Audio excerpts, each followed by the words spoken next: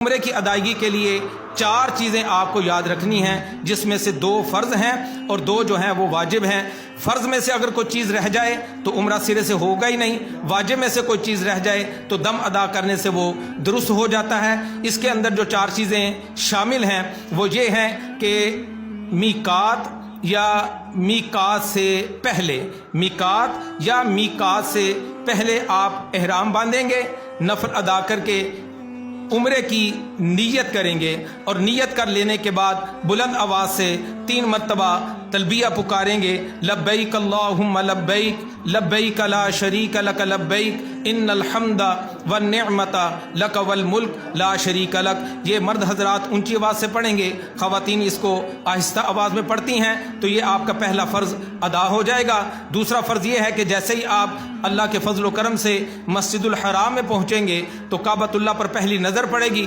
یہ خاص قبولیت کا وقت ہوتا ہے، اللہ پاک سے جو چاہیں اپنے لیے طلب کریں، اس وقت میں مانگی گئی دعا جو ہے وہ رد نہیں ہوتی۔ اور دعا کرنے کے بعد آپ نے کعبۃ اللہ کا طواف کرنا ہے، اور یہ کعبۃ اللہ کا جو طواف ہے اس کے جو 7 چکر ہیں، یہ ایک طواف کہلاتا ہے۔ 7 چکر لگانے کے بعد جو مکمل ہوگا ایک طواف ہوگا۔ طواف جو ہے یہ عمرے کا دوسرا فرض ہے۔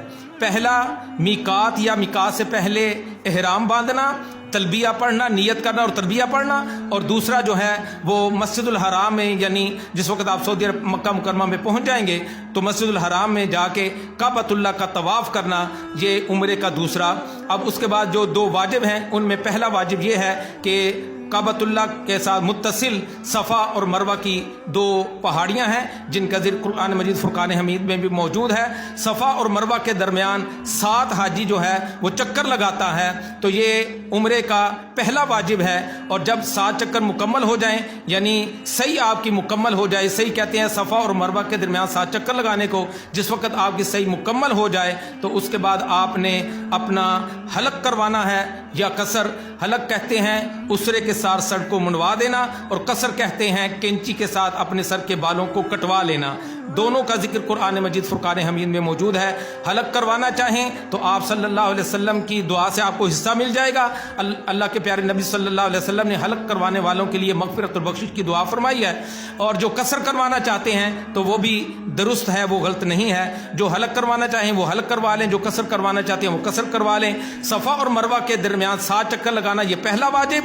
جب یہ واجب مکمل ہو جائے تو مرد جو ہیں وہ حلق کروائیں گے یا قصر کروائیں گے تو یہ دوسرا واجب ادا ہو جائے گا۔ ان 4 چیزوں کے ساتھ آپ کا جو عمرے کی ادائیگی جو ہے وہ ان 4 چیزوں کی ادائیگی کے بعد، اس میں بہت سارے مسنون اور مستحبات اعمال ہیں، وہ آپ کتابوں سے دیکھیں گے تو انشاءاللہ تعالی آپ کو تفصیل جو ہے وہ اس کی مل جائے گی۔ تو یہ عمرے کے 2 فرض آپ نے ادا کرنے ہیں، اور اسی طرح عمرے کے 2 واجب ادا کرنے ہیں۔ میں نے کہا اگر فرض رہ جائے تو عمرہ سرے سے ہوتا ہی نہیں، اور اگر واجب رہ جائیں تو دم دینے کے بعد اس کی درستگی ہو جاتی ہے۔ اور خواتین کے لیے یہ ہے کہ جس وقت ان کی صفا مروہ مکمل ہو جائے تو وہ چھوٹی کینچی اپنے پاس رکھیں، اور اس چھوٹی کینچی کے ساتھ اپنے جو چٹیا کے بال ہیں وہ اپنی انگلی کی پورے پر لپیٹ کر اس کی وہ کٹنگ کر دیں گے۔ ان کا بس یہی حلق اور قصر، اس میں سب کچھ وہ شامل ہے، انہوں نے اور کچھ نہیں کرنا، صرف اپنے چٹیا کے سارے بال اپنی انگلی کے پورے پر لپیٹ کر وہ کاٹ دیں گی، تو ان کا یہ